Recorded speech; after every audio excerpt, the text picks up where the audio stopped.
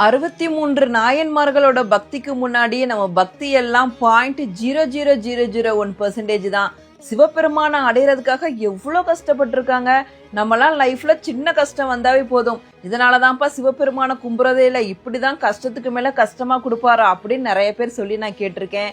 சிவபெருமான் தண்டனை கொடுக்கிறவர் கிடையாது, தாயுள்ளம் கொண்ட தாயுமானவர் தான் அவரு. என்ன கஷ்டம் வந்தாலும் உன் கையை விட்டுட்டு போக மாட்டேன், நின்னு பாருங்க, நீங்க என்ன கேக்குறீங்களோ அதுக்கு மேலேயே அள்ளி அள்ளி கொடுப்பாரு சிவபெருமான். அப்படி நின்னவங்க தான் சிவனடியார்கள். சிவபெருமானை விட்டு ஒரு நிமிடம் கூட அகலாமல் நின்னவங்க. அதனாலதான் அப்பருக்காக திரு கைலாயத்தையே திருவையாருக்கு கொண்டு வந்தார் சிவபெருமான். இந்த அற்புதமான தரிசனம் ஆடி அமாவாசை அன்னைக்கு நடக்க இருக்கு.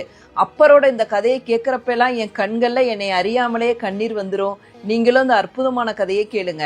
சிவபெருமான உணர்ந்தவங்களுக்கு நான் சொன்னது உண்மையாதான் இருந்திருக்கும். அதை பத்தி கமெண்ட் செக்ஷன்ல சொல்லுங்க. அன்பே சிவம். அப்பர் கதை நெக்ஸ்ட் வீடியோல போஸ்ட் பண்றேன்.